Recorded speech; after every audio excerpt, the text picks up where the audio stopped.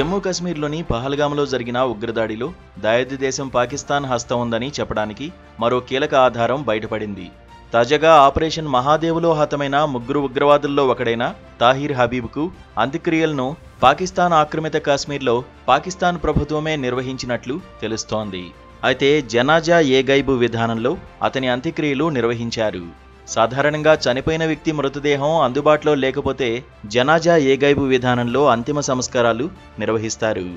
రావల్కోట్ ఖైగలాలో పాక్ పెద్దలు ఈ కార్యక్రమంలో పాల్గొన్నట్లు ఉన్న వీడియోలు, చిత్రాలు సామాజిక మాధ్యమాల్లో ప్రత్యక్షమయ్యాయి. అంత్యక్రియల సమయంలో స్థానిక లష్కరే కమాండర్ రిజ్వాన్ హనీఫ్ ఇతర సభ్యులు కూడా దానిలో భాగం కావాలని ప్రయత్నించారు. కానీ తాహిర్ను అతడి కుటుంబీకులు అంత్యక్రియలకు హాజరు కాకుండా అడ్డుకున్నారు. కానీ హనీఫ్ పట్టుబట్టడంతో ఘర్షణ చోటు చేసుకుంది.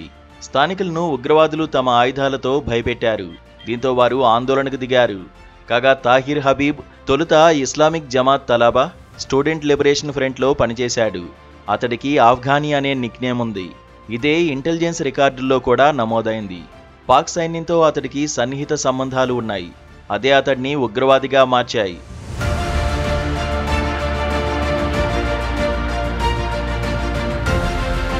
అయితే పహల్గాం ఉగ్రమూక శ్రీనగర్లోనే అత్యంత ఎత్తైన మహాదేవ్ పర్వత పరిసరాల్లో నక్కినట్లు సమాచారం అందింది.